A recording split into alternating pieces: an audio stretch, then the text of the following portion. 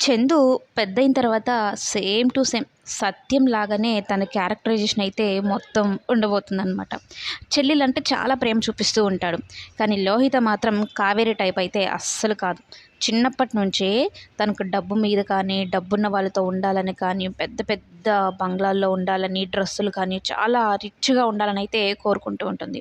ఇక దురదృష్టవశాత్తు సత్యం చనిపోవడము, తను ఒక చిన్న స్కూల్‌లో చదవాల్సి రావడము ఇదంతా జరుగుతుంది. అయినా చందు తన చదువును కూడా పక్కన పెట్టేసి లోహిత కోసం కష్టపడుతూ కనీసం తననైనా చదివించుకుందామని కష్టపడుతూ ఉంటాడు కదా! అలాంటి చందు విషయంలో ఈ లోహిత పెద్ద షాకే ఇస్తుంది. ఇంట్లో మాత్రం పద్ధతిగా ఉంటూ డ్రెస్సులు అట్లా ఇలా యేసుకుంటూ కాలేజ్‌కి వెళ్ళగానే తన క్యారెక్టర్‌ని పూర్తిగా మార్చేసుకుంటూ ఉంటుంది. ఒక 500 కోసం చందుని అలాగే సరళని పీడిస్తుందనమాట. అంత పెద్ద కాలేజ్‌లో చదువుతున్నాను కదా! కనీసం ఖర్చులు లేకపోతే ఎలా అయితే అంటూ ఉంటే, "ఎందుకే నా బైక్‌లోనే వస్తావు, నా బైక్‌లోనే మళ్ళీ వస్తావు కదా!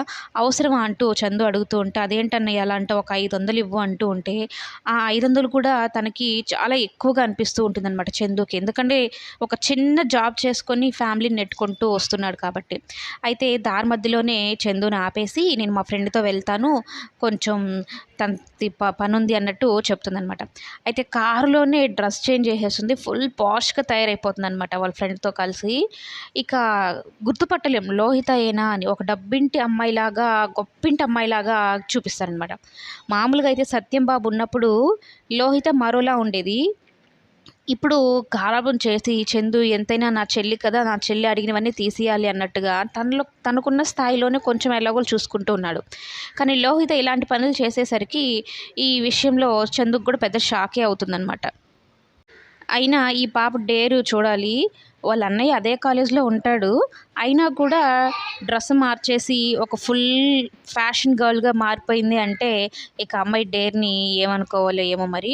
మరి మొత్తం మీద చిన్ని, లోహిత, చందు, మహి నలుగురు ఒకే కాలేజ్‌లో అయితే ఉంటున్నారు.